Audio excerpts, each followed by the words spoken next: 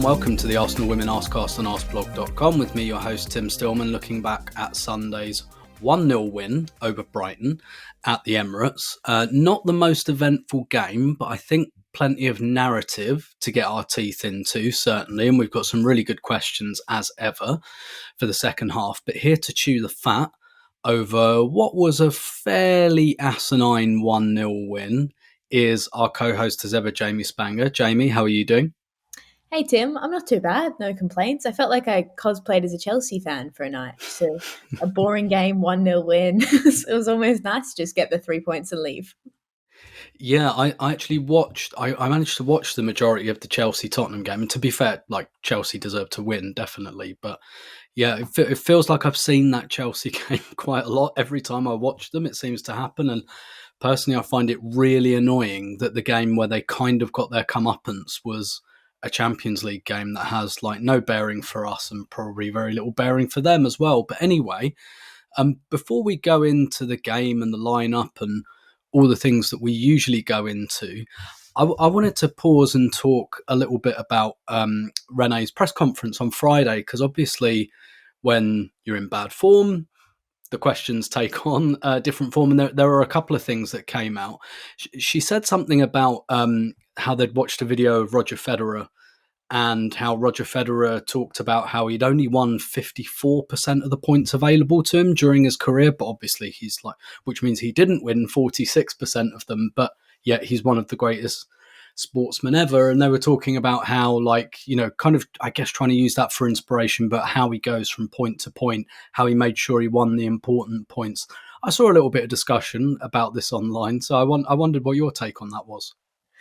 Yeah, I think this is interesting because I think when you tell a football fan, like only winning 54% of points is a good thing, their immediate reaction is to say, look, that's probably not true, because then you're finishing in maybe 8th or 9th on a table. But I do like the sentiment and the fact that when something goes wrong, it can be used as a building block to just bounce back. And so much about sport is resilience and about quick reaction. So I understand the message and I like it. I also love Roger Federer. I was a ball kid at the Australian Open when I was like 10 to 14, I think. And I remember ball kidding one of his games and it was like the best day of my life. So nice little James Spanger crossover, two niches there. But yeah, no, I respect the line about the resilience and maybe just being more adaptable. However, I can also see why people are like, really just win the game.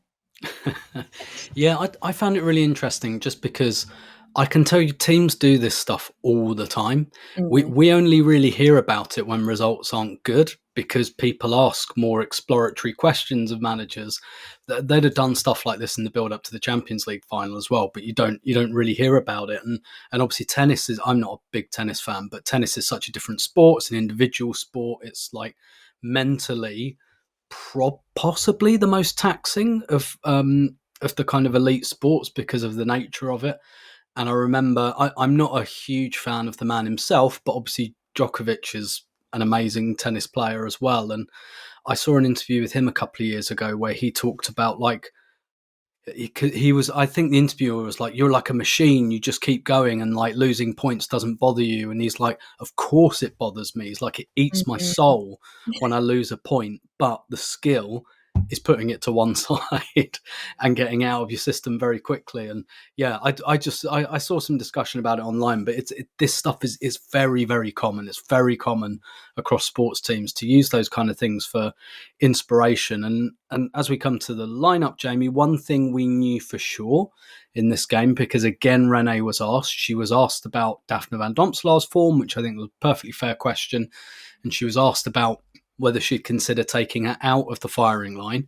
Usually, Rene plays every question with a straight bat and wouldn't go into that. But she did say, I don't think that's the way to solve this. She referenced, I think that's shying away from the problem. And I think maybe we saw in this game what she thinks some of those problems are. And she kind of said, no, I don't think that's the way to go here. So we knew, I think, pretty much that Daphne van Domselaar was going to start in goal. And that felt to me, Jamie, like she wanted to make a bit of a public declaration to back her goalkeeper. I really respected that as well. I think that, yeah, Daphne's made some mistakes this season, especially the Leon, the De Mornay goal was the one that hurt the most. But if you look at that game and her performance across that 90 minutes, she actually made some really impressive saves, and it's about bouncing back. And I think it's so important, especially for the goalkeeper, because so much gets pinned on them when they're the last line of defense. It's so important for a manager to come out and publicly back their goalkeeper when they have maybe been making haphazard mistakes. So yeah, I really respected that. And I think at the end of the day, we know how good Daphne can be. And we also know that she's been in and out of injury. Like, she's had a tough run over the last 12 months, even longer than that when she was at Aston Villa too. Like, she's had a hard run with injuries. She obviously played through something at the Euros. So I think that this is the position it matters most for a manager to just say, no, I back my goalkeeper, and I'm just going to make sure that everyone knows about that so that she knows about that as well. And I think you showed that Daphne just showed how that confidence transpired, especially in this game against Brighton. I think it was a goalkeeper that felt that she was backed and felt that she was supported, and I really rate that move from Renee. I think it's the right thing to do from a manager. Yeah, it was interesting as well, because before that question, I was wondering whether she might go with Manu Zinsberger, which she hasn't done yet this season. And I wondered whether it'd be a little bit. We know Daphne had a knock earlier in the season. And actually, weirdly, I looked back at this fixture last season, which Arsenal won 5-0.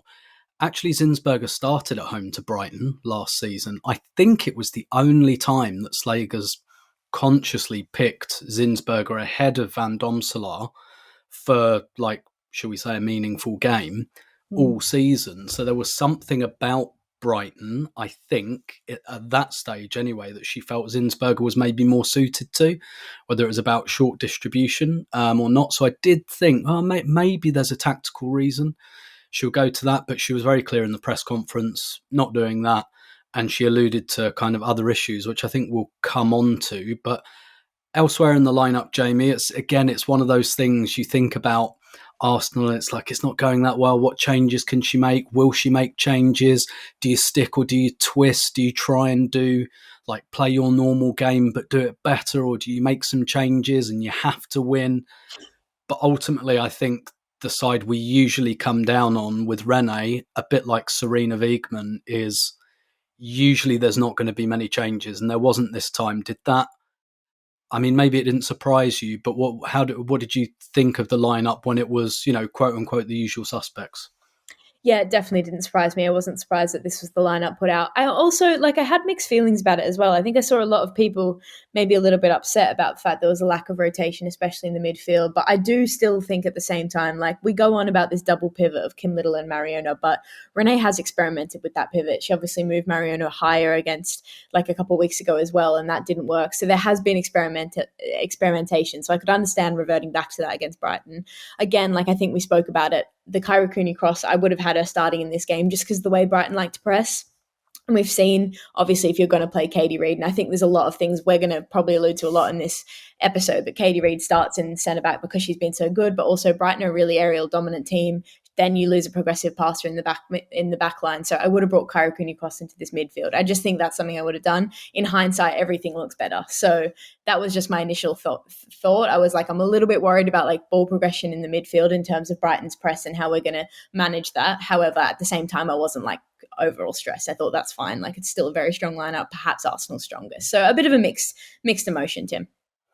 Yeah, I think with the midfield double pivot, I completely understand why people are looking for something different. I think, though, we'd still lose stuff by breaking it up. And I think sometimes that's a mistake we make as fair. It's just take this player out and put this player in. And it's but even if that player's not playing amazingly, they still do stuff that's really useful. Mm-hmm. In my view, I think Kim Little was playing really well. Yeah. I think I know this isn't an especially high bar at this point. I think she's been probably our best performer this season with Katie Reid. I think there's no problem with her at all. And I still think people are just doing that thing where they go, she's 35, get rid of her, get her out. And just aren't looking at what she's actually doing on the pitch. I think she's one of the few who's been really good pretty much consistently. Mariona, there are definitely things we lose if we take her out. I think I'm at a stage where I'd probably just like to see her a bit higher up the pitch. Mm-hmm. Though, just because I think we're losing our number 10. like whoever plays in that number 10 role just seems to get lost. And I really would just like to see that midfield three come together a little bit more. And I think Mariano playing higher up might kind of help that. Art de Roche wrote a brilliant article in The Athletic. It's actually about the men's team. He was talking about how they're using bounce passes. And so what they're doing is like the number 10 back to goal, they use as a kind of sounding board to progress the ball. And I'd love to see more of that in the women's team, and using Mariano a bit higher up just to protect the ball up there. But I think we saw when we brought Lotta into the team, yes, you get the progressive passing, but then you lose Katie Reid's recovery pace. And I think that reflects some of it as well. It's like you take Katie Reid out, you lose something, but you don't have Lotta, you lose something. I think there's just a lot of that going on at the moment. However, it was a very good start, I think, from Arsenal. First 15, 20 minutes, we saw Mariano really drifting out to that left flank a lot, pulling Brighton over, switching the play to the right. I thought Olivia Smith looked very dangerous. Good start. Arsenal get a goal. It's an own goal, but I mean, there are own goals and there are own goals, and this one was forced. I mean, it felt that first 20 minutes, Jamie, to me like, okay, we're back. Exactly right. It felt the way I did against Aston Villa when Frida Mornham scored, to be honest. Like, it felt like Arsenal just pushing and pushing. I think there were 5 shots before that goal even went in. So, yeah, it was a really strong start. I thought that they worked the ball really well in the left channel. I think sometimes that can be a point where Arsenal lose out because Mariano often gets dragged to the left, and it can be really beneficial, but it can also mean that the other team can overload the midfield. But I think in the first 15 minutes for Arsenal, this really works. I think Caitlin Ford and Katie McCabe do a really good job. They almost create like triangles around Brighton's right back, and that allows like Arsenal a lot of space to switch the ball over to Olivia Smith. So yeah, I thought that was a really strong start. It felt like intelligent and it felt measured. It felt like Renee knew exactly what she wanted to do against Brighton and knew the kind of style of football she was going to play.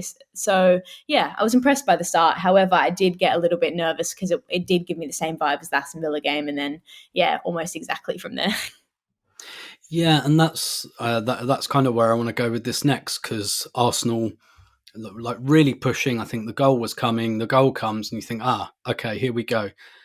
And to be fair, Dario Vidicic afterwards, he talked about how Brighton had talked about what happened last year, and he was talking about how, against Arsenal, you can be 3-0 down in the blink of an eye. So if and when you concede, you've got to keep your head in, otherwise they'll go and get you again and again. And he said he felt that happened to them last season, that once Arsenal went 1-0 up, his exact words were, we blinked and it was 3-0. So, but the game does die, really, almost straight after the goal. Do you think that was tactical, maybe Brighton working out what Arsenal were doing? Do you think it was psychological? Like, how do you pass the kind of the game becoming a bit insipid after that? Yeah, I think it's a couple things. Can I be honest? I think that Brighton have improved as a defensive outfit a lot this season. I think that they've got their backline's just better. I think Caitlin Hayes and Charlie Rule, they've had a phenomenal start to the season. I think Malazan Pomé is a great pickup for them. Also, hope she's okay. That head knock was awful. I think Ola Slegers brings them a lot. I know their own goal happened. And then I think Maisie Simons is a player that is so dramatically underrated in the WSL, and she's done a really good job at adding just some defensive solidity to that midfield. So I do think it's a lot to do with Brighton's growth and ability to adapt defensively has just improved from last season, because watching Poppy Pattinson play at the Emirates last season was hard to watch, and I was wanting Arsenal to win. So I think it's just a different brand of football. Dario's maybe he's lost the Ange Postecoglou's about him and said, no, I need to actually bend to my opposition sometimes, and I think they did well to adapt. So that's that. I do think Brighton did well to switch on, adapt. I think they drop a lot of players a bit deeper. Kiko Seki starts to make the pitch really wide. However, I do think there's a momentum problem with Arsenal right now, where it does feel like they take it down a notch. They go into maybe a bit more of a complacent gear, and I think that happens almost immediately in this game. They struggle to get a lot of the center of the pitch almost feels isolated. Alessia Russo and Frida Mornham aren't in the game. We can't get them the ball. They're struggling to insert themselves. We're relying a little bit too much on the wingers to do more, and then the midfield it just feels like Mariona and Kim Little are just absolutely dragged away from everything else. So I do think it's both. I think, I want to praise Brighton because I think they're a much better team than they were last season defensively, but at the same time, there's something psychologically with Arsenal right now where everyone just seems to kind of drop their responsibility and they rely on that moment of magic. And I don't think it's happening right now. So I'm going to give it both. Good job, Brighton, but also Arsenal. I just think they're falling asleep a little bit lately.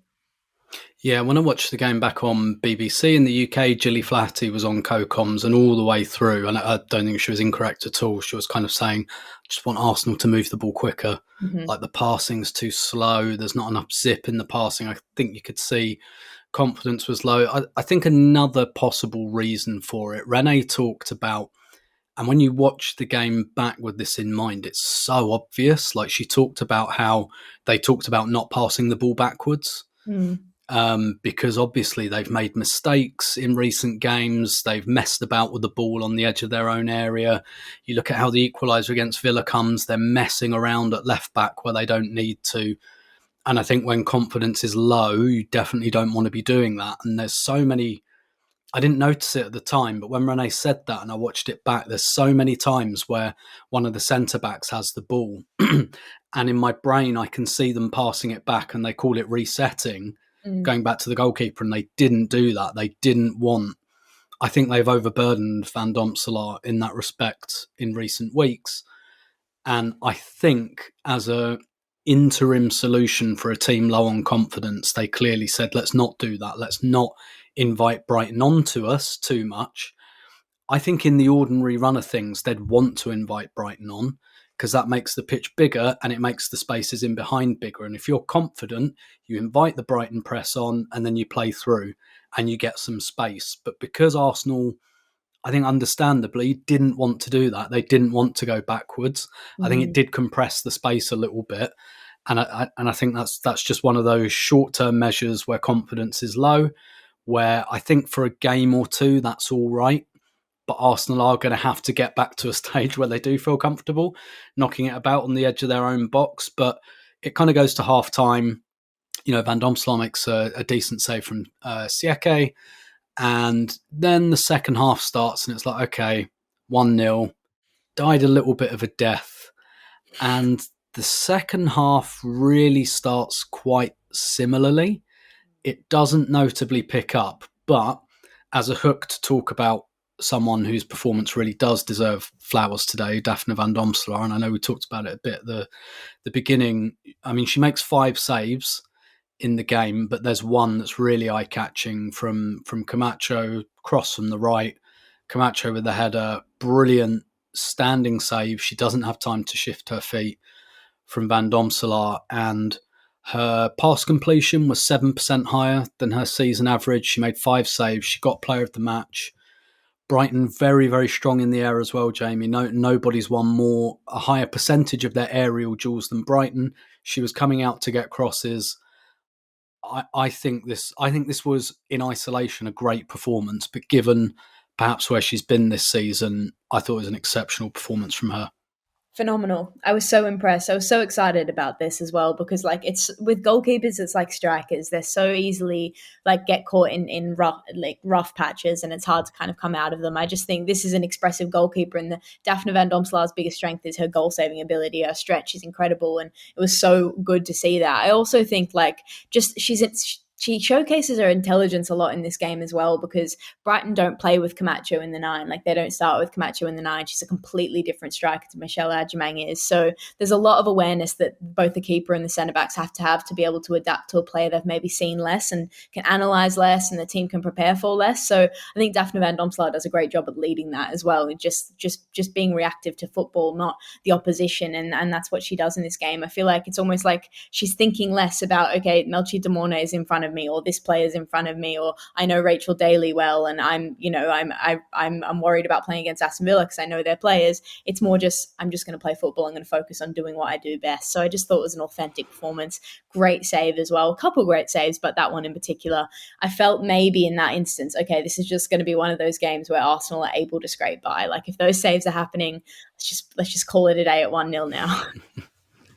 Yeah, and this is once you get in the lead as well, the value of not messing around with the ball on the edge of your own area. Like Brighton, they're such a good pressing team. They win more tackles in the final third as well, more than any other WSL team. And Arsenal clearly took that into account as well. And it was like, let's just not give them the chance to do that at all.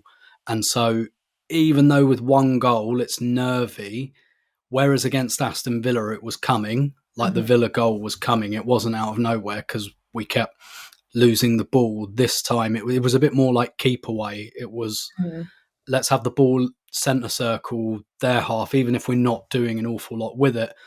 And yeah, Van Domselaar, I wrote the analysis piece about this, about her performance. But if you look at her kind of footwork in the build up to that save, her body weight, lovely distribution so that she can do that from a standing jump. Really, really kind of good goalkeeping fundamentals as well. And I was really pleased for her because it's the first time questions have been asked of her during her Arsenal career. I think completely justifiable that questions were asked. And I don't think René will get any questions about that in the pre-Benfica press conference. But anyway, the game's kind of drifting a bit, and Arsenal make a triple sub on 65 minutes. Stina Blackstenius comes on. I think she really adds something. Beth Mead comes on. Out of possession adds something, maybe not so much in the final third, and Kyra Cooney-Cross comes on. And, you know, when we're looking at Mariona, she's starting to get subbed quite a long time before the final whistle. And that's usually a sign that of a manager, like, because Mariana was not coming off under any circumstances last season and even the beginning of this, whereas now she's starting to get hooked with 20-25 minutes to go. What did you make of that triple substitution and I guess the impact it had on the game? Yeah, first of all, at the top, I thought Stina Blackstenius made a massive, tangible impact to this game. She deserved a goal. I think that she deserved a goal for her efforts because she was making the right runs in and behind. She gave something to this game that Alessia Russo wasn't. Like, I think Alessia Russo had one shot in 90 minutes, whereas Stina Blackstenius, I think she generated like 0.4 xg in something like 20 minutes. So yeah, she made a strong impact straight away. I just think that's a player, again, we always speak about this, but they're such different nines that it does force Brighton to reshuffle and then re kind of integrate themselves, and it is hard for opposition. So she was great, but I was upset that she didn't score because I think she deserved one. I think with the Kyra Cooney-Cross and Mariona one, it's interesting because, like, coming back to what you said earlier, Tim, it's so, in this Arsenal team, it's so much about you take one thing and then you lose something else, so you put something else in the game. And like, Kyra Cooney-Cross comes on and she makes more successful dribbles than any other player on the pitch, but Mariona Caldente creates the most chances of this game. So there's two midfielders essentially playing the same position but in completely different ways, and I think they just have different impacts. Like, Kyra Cooney-Cross comes into this game and she just makes the game so much more open. Like, she widens out the midfield, she turns the ball, she's very good at turning, her spatial awareness is really, really strong. So I think this is a good thing for Arsenal, and something that maybe we need to panic a little bit less over, because yes, like, Mariona's coming off the game, but she's made a massive impact on this game without scoring and assisting. And I don't think Mariona's had the best start to the season, but I don't think she's been bad by any means. And I do think we need to remember the impact she has on these games without directly contributing to goals and assists. Because again, like I said, most chances created, they're just not being put away by the forwards. So then on the other hand, Kyra Cooney-Cross comes on and she brings something completely new. And I think that's a positive thing for Arsenal. It's just about striking the balance of, okay, when do you play them? Because you can't just kind of have this same situation where you're playing Mariona and then you're bringing on Kyra. Why not try something else? Like, I know we had a Mariona and Kyra game last season. It was a disaster. But like, you're going to have to play that eventually again. Like, let's not shy away from it. There are chances in this season, in this campaign, to do that. So yeah, I thought that the triple substitution made me like just feel a little bit more comfortable in the fact that everyone in this squad has a role, but they're not the same role. And Kyra Cooney-Cross should not be conflated with Mariona Caldente. Like, it's not an eye for an eye, and I think this game proved that. So I was really impressed by Kyra Cooney-Cross's cameo. I did kind of get mad when she gave away a silly foul, like on the edge of the Brighton box, but she recovers from that, and then she starts to get into the game a little bit more. So yeah, positive. I was really happy with these substitutions. Yeah, we got questions about that in the second half, so I'll kind of hold my counsel till then. And then we have long injury stoppage, for what initially for me, like on the other side, looked like quite an innocuous situation, which clearly wasn't. Happily, it sounds like it is, I say only a concussion, but it looked like it could have been worse than that at one point. It was a good 10-minute stoppage. Which obviously interrupts the flow of the game. And then was it Kankovic who went down after that, like very shortly afterwards, and had another stoppage there. And I think that, don't get me wrong, that impacted both teams. But I think if you're Brighton, you're probably happier for the game to be broken up than Arsenal. It did give me the willies a little bit, and but I think I wasn't surprised to see 13 minutes go up at all. That was, I was definitely expecting something in the double figures, but Arsenal see it out. Brighton don't really create anything else after that Camacho header. I asked Renee, my first question to her post match was like, obviously the result is a step forward. I asked her, did she think the performance was a step forward? And she still said, this is a long way from our best, and we know that, which I think is very evident. But she said that like getting it over the line was a step forward, and the phrase she used that was really interesting was, when it didn't work, we made it work.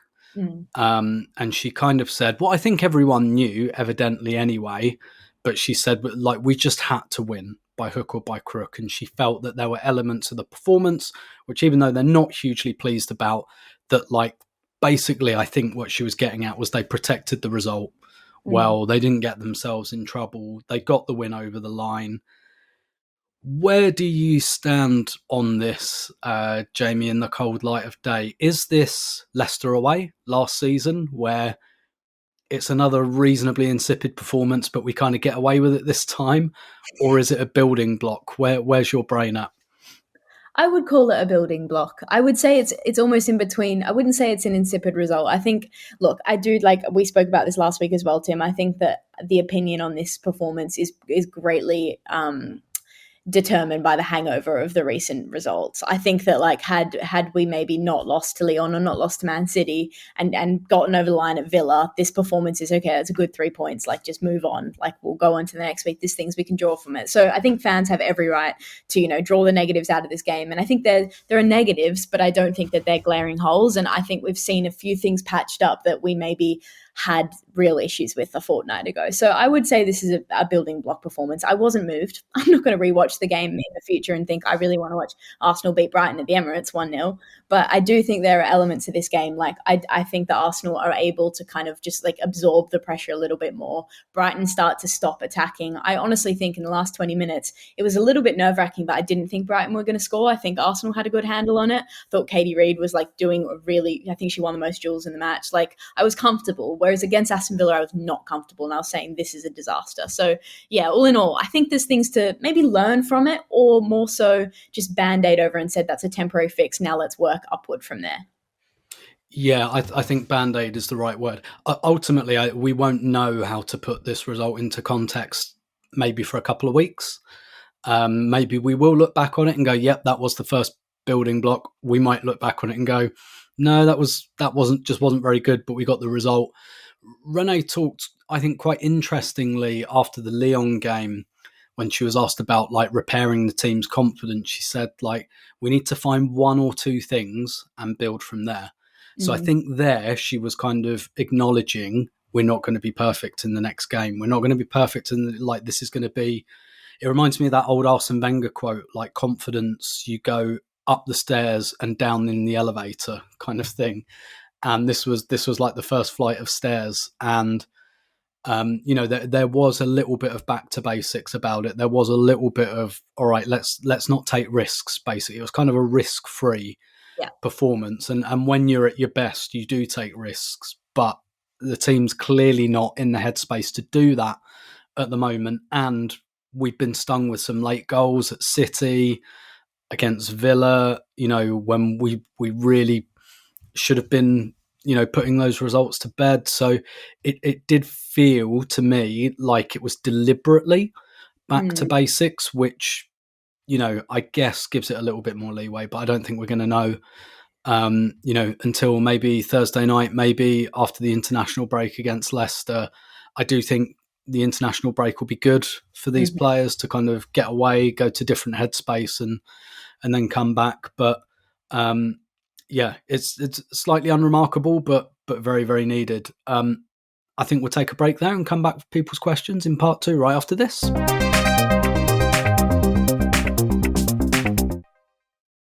Okay, welcome back to the Arsenal Women Arsecast on Arseblog.com, looking back at Sunday's 1-0 win over Brighton. And before we go into the questions, Jamie, people might have noticed, depending on where and how they download this from, we have a new graphic for the podcast in the Arseblog branding, long promised. Well, not that long promised. We talked about it over the summer, but yeah, kind of. It's always interesting to see how other people draw you. But I like it. What did you reckon? I'm stoked. Tim, my mum called me and said, I need to print this on t-shirts. I was like, I know, Lena, call up your printer. No, I'm so excited. We're immortalized, Tim. I'm very honored. Yeah, I'm always just pleased when people are kind on the gut area as well. I'm going to ask the first question. I don't know how the editors let this guy through, at Clive PAFC. I thought I blocked him. Asking for many friends, why doesn't Cooney Cross play more for Arsenal? We have to find more excuses to play young players rather than reasons not to. And I'll tack on to that as well. Ian Wright kind of got involved on Twitter as well, responding to a compilation, clearly also unhappy. Cooney Cross isn't playing that well. But yeah, I guess, we've talked about maybe some of the things we lose, some of the things we lose if we don't play certain players. But the way Clive's phrased that, we have to find reasons to play younger players rather than reasons not to. What do you make of that? Yeah, I completely agree. I think there's a couple things about this. I think Arsenal almost, it's hard to see the shift when it doesn't feel like it's there. But I feel like over maybe the last 5 or so years, there's been a repetition on Arsenal playing maybe top age players, more experienced players. But I do think under Rene Slegers, there has been a shift where it's no longer a focus on just age and experience. It's just a focus on quality. Like Kim Little is the perfect example of that. Yes, she's 35, 34, 35, but her quality has not gone down. And I think that's something we need to pay more attention to. It's not just about age. So I do think this is almost a new look Arsenal in the way that they approach the demographic of age. It's not about the experience. It's just about how well these players are performing. So I do think there's an element of that, but Arsenal do need to integrate youth. And I think we're seeing that, right? Katie Reed's 19 years old. She's the best centre-back option right now. Like she's the best performing defender right now. Olivia Smith's obviously starting games and she's making a real impact as well. But Kyra Cooney-Cross, I think, is one that is just in such a precarious position because one, she's behind Kim Little and Mariona Caldente, and two, she doesn't have a natural position. And I think that almost is like hard to kind of pigeonhole her because you can't sub her on for 10 minutes in the 6 because she's not a 6, and you can't sub her on for 10 minutes in the 8 because what if she doesn't want to play in the 8, or that's not going to work best in the game. And I think that is something that Arsenal struggle with in this midfield because there's so many players like that, and it almost like she gets lost in the crowd a little bit. But I think the best way forward is you need to integrate her in the team when it suits, and I don't understand why we can't just play her as a more attacking player. Play her next to Kim Little as a higher 8, put Mariona in the 10. Kyra Cooney-Cross's best ability is her ball carrying and the ability for her to split lines, and I feel like she's almost lost when she plays deep in the double pivot. I don't want Arsenal to make her into a 6. So it's interesting for Kyra, and that's why I'm intrigued to see what her future is at this club, because I don't think it's a starting 6 role, and I think you lose a lot of her best characters, her best traits in doing that. She almost reminds me of Declan Rice, the way sometimes he just drives the ball through midfield, like taking away from the size, but the way that he just drives the ball through the midfield with the ball at his feet sometimes. Kyra's so good at that. So all in all, Arsenal do need to integrate younger players, but I do think we just need to stop looking at ages and just start looking at performances because it makes us sidetracked. And also, I just think play Kyra higher. She can fit into this midfield. She doesn't need to be a substitute for Kim or Mariona. She can just be her own player. Yeah, and she's not that young either. She's like 25. Nah. Yeah. She's younger. But like, I think I am ready to see that kind of Kim, Kyra, Mariona midfield. And I know I keep talking about it like a slightly tighter midfield 3, just because I don't think anyone is performing in that 10 role. Whoever we play there, they just seem to get lost and have very low touches. And so I don't feel like we're taking a huge pillar out of the team by playing Mariona. I say as a 10, but again, more like a 6 and 2 8s, getting them close together, getting them combining, playing triangles, because it just really feels like the double pivot is right on top of the centre halves and the number 10 is right on top of the striker. And then there's a big gap, which then Russo keeps running back into. and she does really good stuff there, but then she's not in the penalty area. Yeah. Like Stina Blackstenius has 4 shots when she comes on, and I think Russo has 1 in the game which she actually gets in the 10 position from that volley.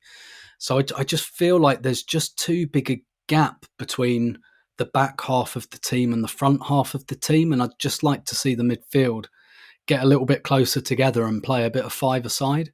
Mm-hmm. And ultimately, what Arsenal have been doing, it's not working. So, and I appreciate that doesn't automatically mean that, if you just try something else, that will definitely work, because it might not. Again, we're quite guilty when we think about these things of, if we just do that, everything will work and be fine. And it might not. It might not. There might be other holes. There might be other things that come up. But I think I'm really ready to see that kind of midfield 3, and not have this kind of, we have these 6 players at the back of the team and we have those 4 players at the front, and then there's kind of a chasm between them. That's my take on it anyway. Since I had a go at that question, I'll ask you another one. And this is from at Han Solo. We started the season with so much attacking fluidity. Where did it go? What, Han Solo? If I could answer that question, we'd be here for hours. Where did it go? That's a good question. Look, I do think a lot of it comes from the opposition, right? LCL on opening day, newly promoted team. They've not played together. Their defense is genuinely got gaps for days. I think that plays into it. West Ham United, that was a very nice result for Arsenal. West Ham currently last on a negative 15 goal difference. So I do think there is a little bit of opposition. Like, Arsenal had an easier opening few games of the season. It's best time to play LCL, and West Ham are just, God knows where, they've just forgotten to play football this season. However, I do think, like, it's just, I don't really know how to answer this question. It just feels like the whole thing is this big diagnosis that I just can't put my finger on, because the players just don't want to attack anymore. And they've forgotten what they used to do last season. I think, yes, there's a personnel thing, but I don't think that we can put it all down to Leah Williamson. Like, I know there's a progressive passing issue, but these players are getting the ball. Like, the midfielders are getting the ball, the forwards are getting their ball, but they're forgetting how to be creative in the final third. I don't really have a diagnosis to that. I do think, yes, the opposition's harder. There's not, I know we didn't really speak about the Lyon game. I don't think there's that much to really, like, be upset and catastrophize over a 2-1 loss to Lyon. I think they're my Champions League favourites this season. They've boosted their squad. The manner of the performance wasn't fantastic. However, it is an unbelievable team. The hardest game of the Champions League is done now. Now you move on to the other ones. Manchester City, look, I don't know. I think there were issues in that game as well. The issue for me right now is Arsenal just seem switched off. They seem like they're lacking creativity because they're just not ready. They're not motivated. And maybe they're not playing high risk, high reward football anymore. They're just playing conservative football. And sometimes you need to do that to grind out results. So I don't think I have a tactical answer to that that's a whole encompassing thing, but I do think opposition plays a big part of it. Fair enough. Do you have a question for me? I do. This one is from NDMW. No need to dispute the fact that Alessia Russo is very good at football, and yet she regularly doesn't seem to get anywhere near the volume of clear chances in a game as Stina does, even playing 2 to 3 times her minutes. So any ideas on how we can create more attacking threat with Russo in the 9? And then James M26 has asked a similar question. What needs to be done to get the best out of Russo? She's too good a player to appear so peripheral at times. Go ahead. Yeah, this is another one though, isn't it? Where this is kind of the same issue we talk about, because you take Russo out and put Stina in, you lose something. You lose that hold-up play, and that hold-up play is really important, and Russo's really good at it. And Stina, she has got better at it this season, but she doesn't do it to the same level. I don't think anyone does it to the same level as Russo, and it's one of those things. Again, I know when you get maybe understandably frustrated with a player, sometimes you really start to dismiss all the things that they do bring, because you get bored of it, you get tired of it, you don't want to see it anymore.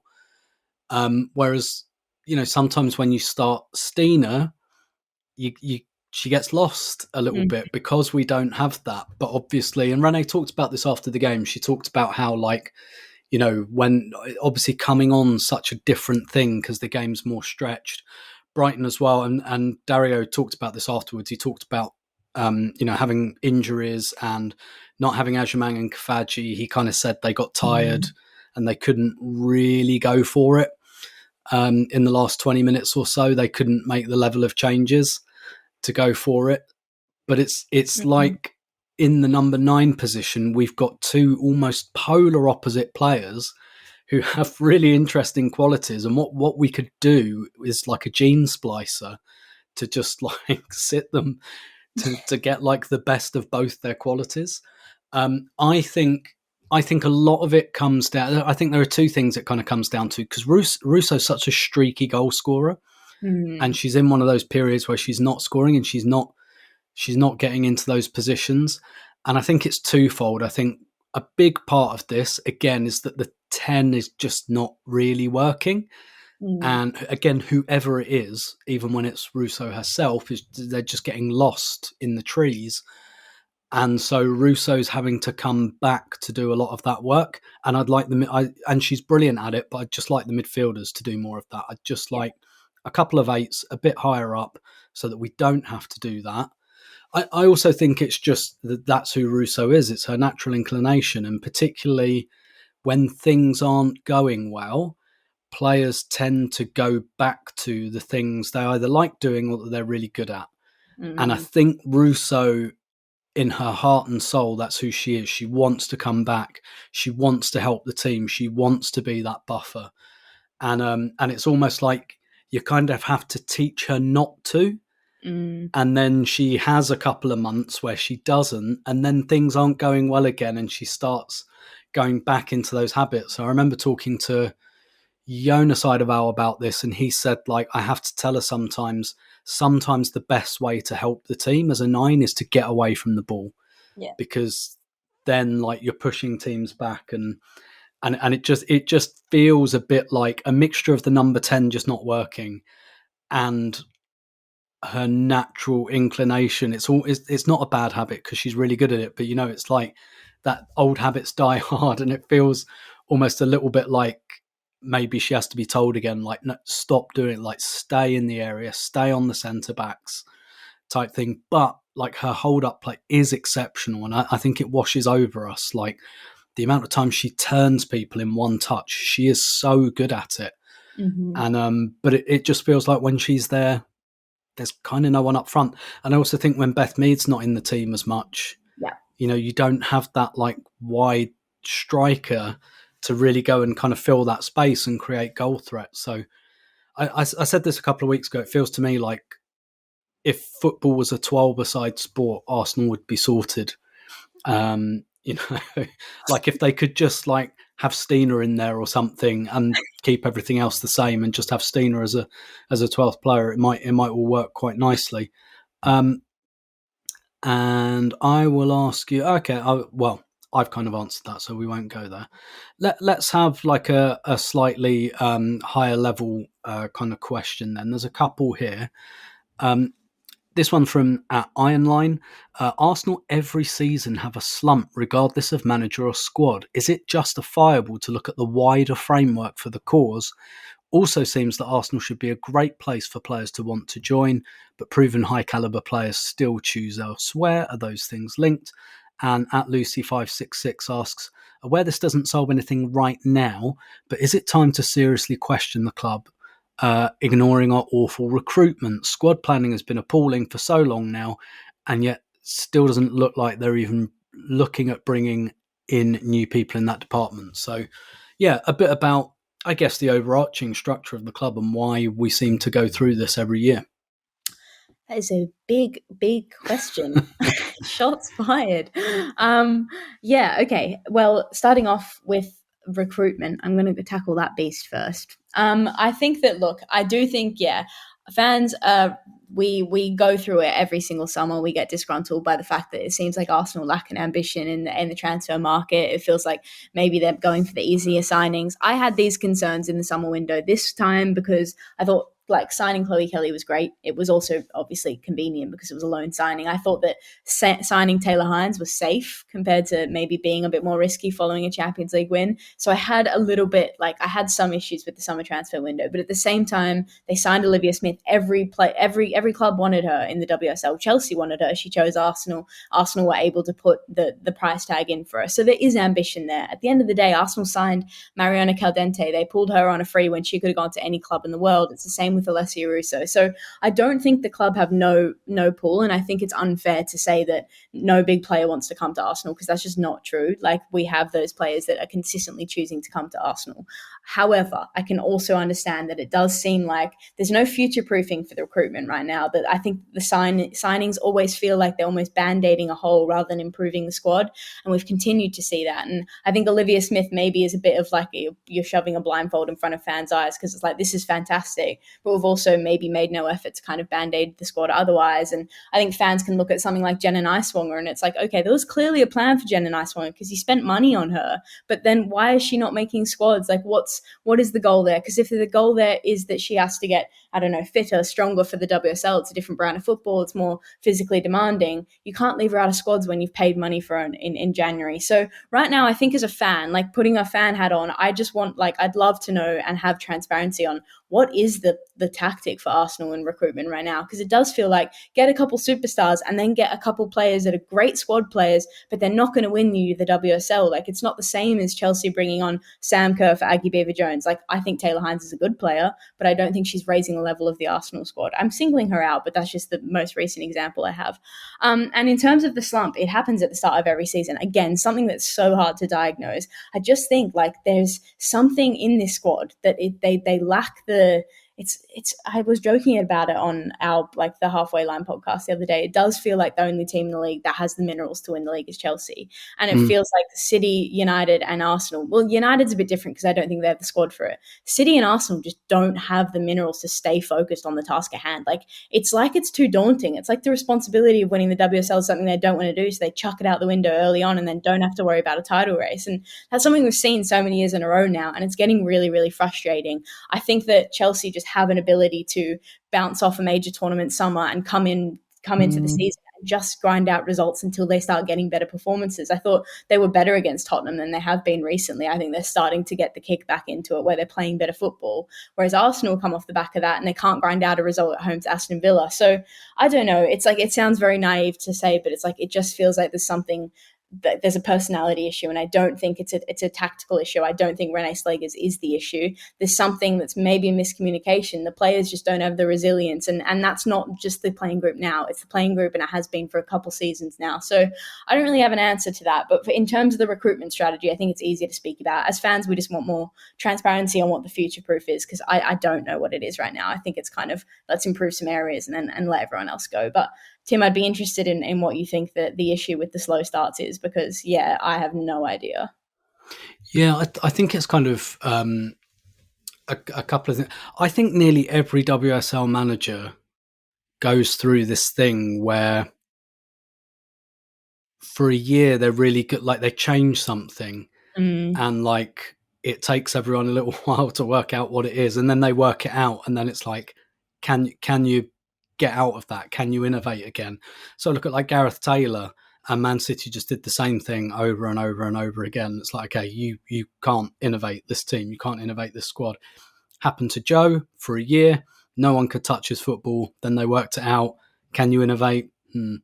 Under Jonas, that's the closest we've come to winning the league since the last time we won it, his first season. Again, total change in the style of football. After a year, everyone knows what's going on. They get used to it. Can you innovate? No. And that's going to be a really interesting question for Renee, because it's been a year now. Have people worked things out? And can she go again? Can she come up with something else? Can she innovate a little bit? And that's to be answered, I think. So I think there's a little bit of that. I think in terms of like the structure at Arsenal, there's been a lot of change in the background. So there's a new CEO now in Richard Garlick. Richard Garlick was kind of Claire Wheatley's line manager. Really, I can't remember what his last job title was. and so he's moved, into CEO. Andrea Berta at the moment is not involved in the women's team at all, but neither was Edu initially, and then he started to have a little bit of involvement over time. So, there could be further changes behind the scenes. Don't really know. I think what I'd say is I interviewed Renee the day she was confirmed in the job, and I asked her about transfers, how do you see that working? And she Renee's a devolver, right? She's like, I don't want to be getting involved with agents. I don't really want to be hugely I want to have final sign off. Basically, we've got whole data team, we've got recruitment team. I'll have my inputs, but I don't want to get bogged down in the whole agents thing and all of that. So she wants to devolve that, which is fine. But I think that means Arsenal need a strong hand on that tiller then when it comes to recruitment. If Renee wants to be a coach, I think that's fine. But I think what we're seeing probably is I think Renee's a phenomenal coach. Yeah. The question is she a manager? Is she a phenomenal manager? And again, that's to be answered, I think. But if she wants to be a coach and she wants to devolve, I think that's absolutely fine. But then there has to be a strong hand on that tiller around recruitment, squad planning, stuff like that. People taking big decisions on players. And, it does feel like we're due a bit of a rebuild, and that was kicked into the long grass in the summer. I think that's a completely fair thing to say, that work wasn't really done. And it's going to take a few windows to do, and we kind of skipped one window already. So I do think, and that doesn't have to mean personnel changes. It might, but I think if Renee wants to coach the team and that's what she wants her main role to be, then yeah, there has to be strong direction above her. But I don't have any insight on what that looks like at the moment. Gonna ask you this one. Maybe we'll do one or two more each and get out of here. But this one's from at Pete Wood. In time on a tradition, it's about the midfield, because we always get loads of questions about the midfield, which tells you something. And Pete asks, is the lack of power in midfield going to cost us? Kim can't do what she's doing at the moment forever. Mariona is more craft and guile. KCC has energy when she plays, but we seem to let teams run through us too much. Is something like McCabe in midfield an option? So that's something we talked about last season, power through the spine of the team that frankly wasn't addressed through recruitment. How do you see that, the kind of perceived lack of power in midfield? Yeah, I think that's a fair analysis to make. I think that there's teams that this isn't an issue against. For example, I don't think it's as much as an issue in the midfield battle against someone like Manchester City, because they like to play fluid possession. Yui Hasegawa, Laura Blinkilde-Brown, Sydney Lohman, they're not the kind of aggressive ball getters. You then go and play someone like Chelsea or Manchester United. They have Erin Cuthbert, they have Julia Zigiotti-Olma. Those are players that can harm you in transition. I think especially when they've got strong strikers as well. So yeah, I think it's something to be concerned about, and it's something to just maybe keep an eye on, because I do think Arsenal need to fill a gap in the fact that they've got a lot of technically gifted midfielders, but they don't have a crash and bash midfielder. And I think there's a lot of those that really make a difference in teams. Ones that spring to mind: Sam Coffey for Portland Thorns. We watched, I think you mentioned it, Tim. It was Sens during the Euros for Germany. Those really sixes that just want to get the ball. Zigiotti-Olma is one that I really think is a great player at United right now.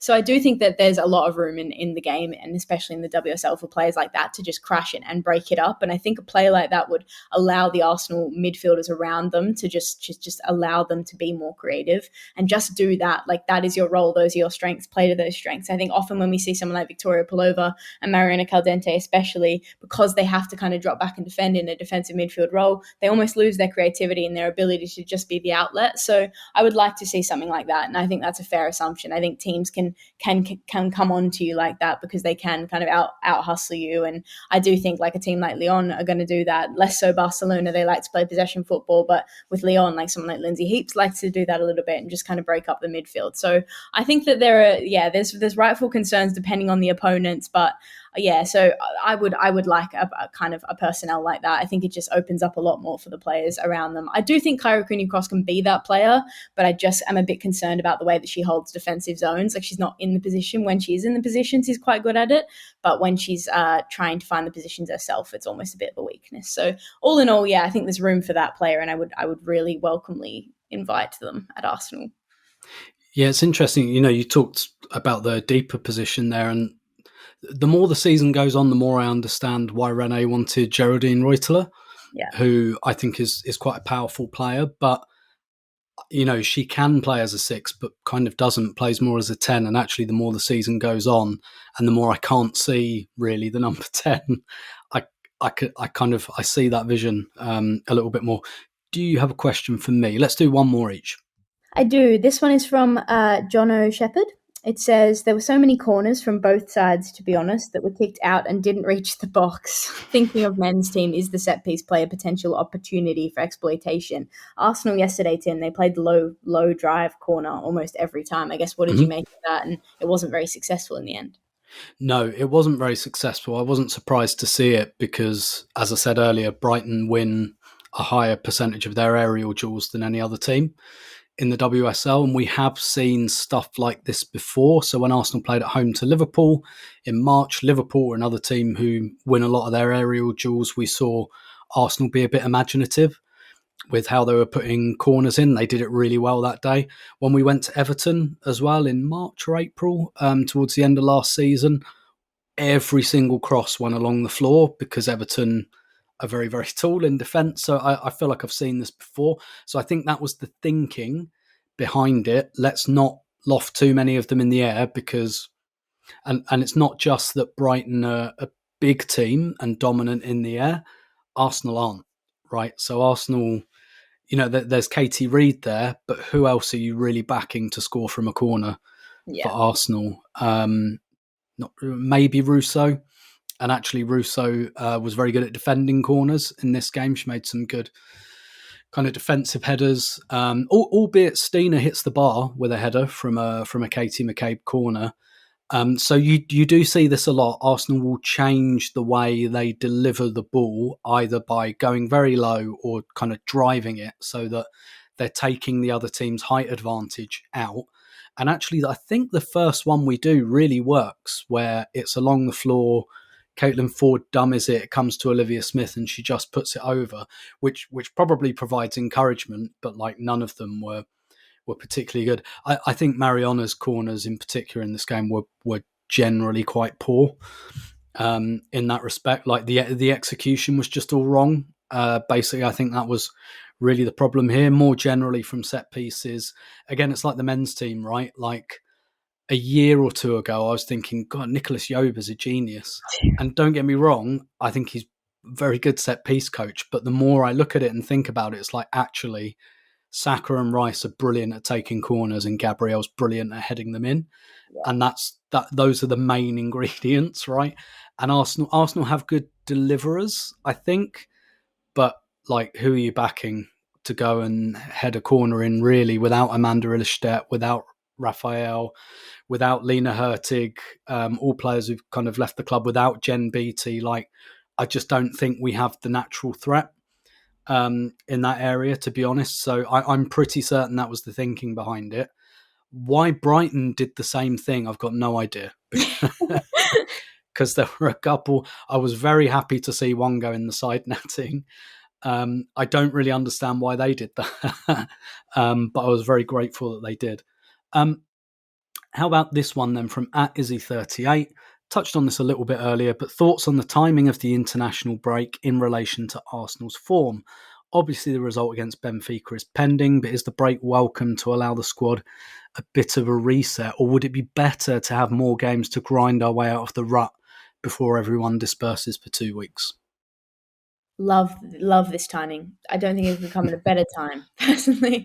I think Benfica midweek, that's the perfect Champions League game to have. Like, I'm glad it's almost away for some reason. I just think it's good. Just go to Benfica, go to Lisbon, remind yourselves who you are.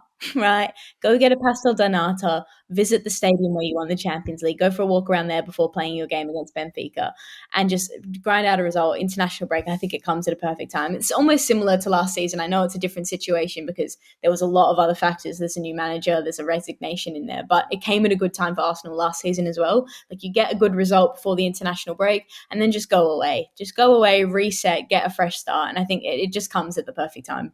As long as they beat Benfica, if they lose to Benfica, bad time. If they win against Benfica, I think this is the perfect time for an international break. Those players just need to go set their minds at rest, not think about Arsenal, come back, fresh start the season afresh. Yeah, I completely agree. And then there are some players who I think kind of need minutes, like Kyra's going to play for Australia. Kim's not, because she's retired from international football. I think that'll be fine for her as well. Don't know if Laia Cadena will still get in the Spain squad because she's not kicked a ball in anger this season.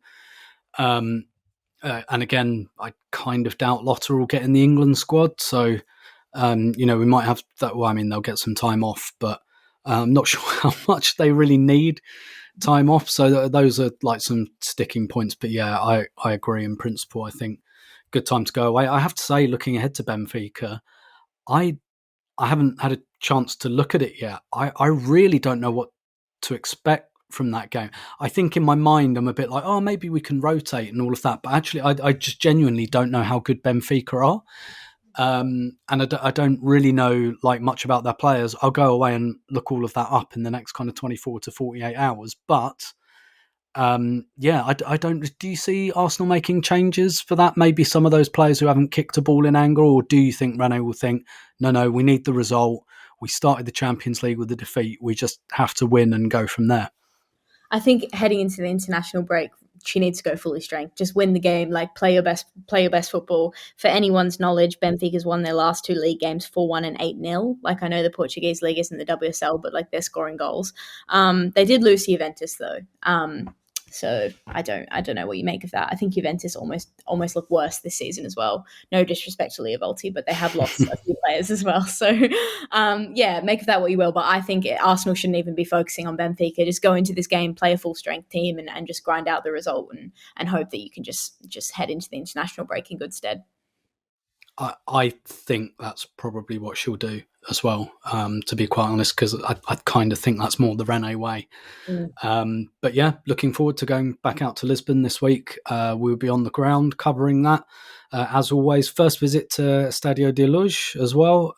So looking forward to that as well. But Jamie will probably do like a mailbag during the international break off the back of that Benfica game. But Jamie, thanks as ever for your insights. Enjoy Lisbon, Tim. I'll be in Melbourne doing my deadlines. So I'm sure you wish you were me. So enjoy sunny Portugal. Yeah, it's quite nice because like Arsenal usually do their kind of open training, because UEFA, you have to do an open training session. You have to do press conference with a player and all of that. And Arsenal usually do them at Colney before travelling out now, which I kind of like, because that just does give me my first evening free in Lisbon. And it's a city I know very well. I know where to eat. I know where to get a good glass of green wine. So I'm going to do that on Wednesday night before covering the game on Thursday, and you'll get all the usual coverage you always get from Arseblog News. First foray into the Arseblog travel budget since the last time we were in Lisbon in May. And so keep it with us for that. And Jamie and I will come back with a podcast for you probably next week. So until then, take care of yourselves, and we'll speak to you very soon.